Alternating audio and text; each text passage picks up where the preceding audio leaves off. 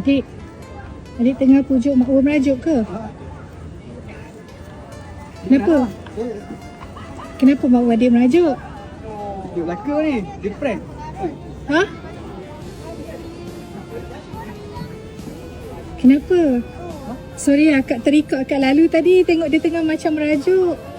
Dia doa mana dah. Tak ada? Okay. Elok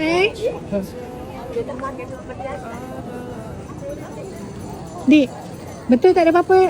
Adik perlukan pertolongan ke? Tak ada? Tak apa, betul? Betul tak? Ya. Tapi akak ada. Akak ada ni untuk kau. Ha.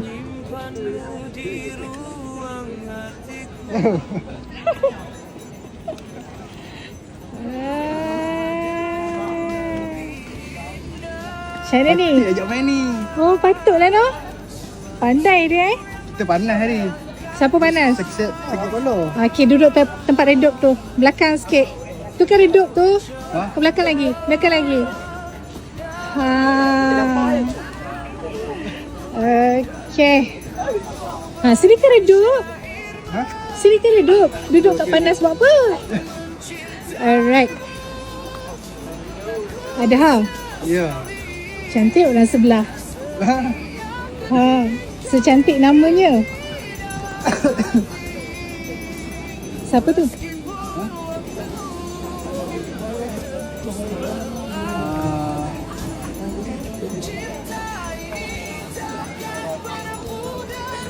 Ha.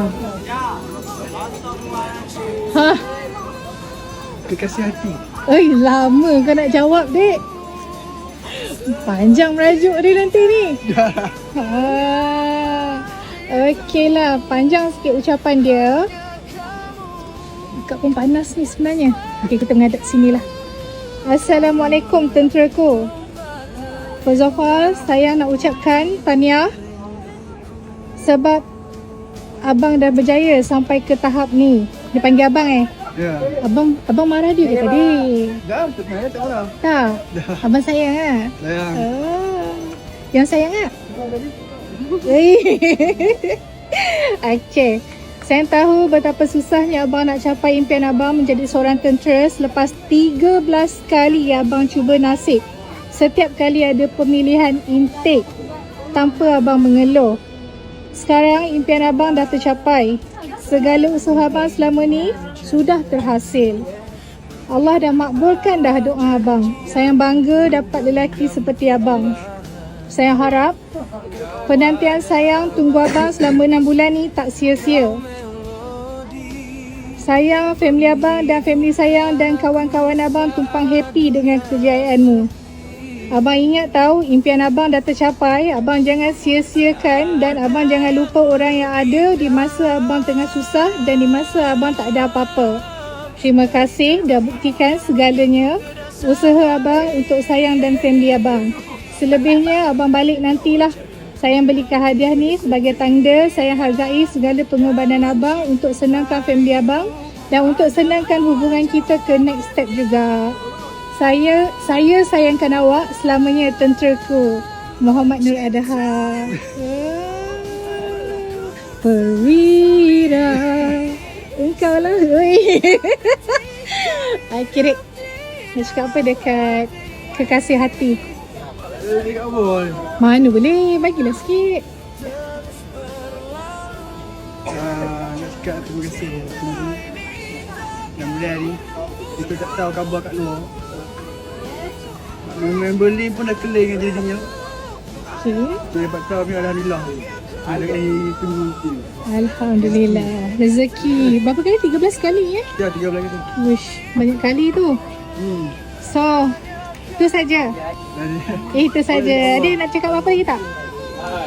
Tak cakap apa pun, cuma apa yang saya buat, saya harap diingatlah apa yang saya buat, effort saya.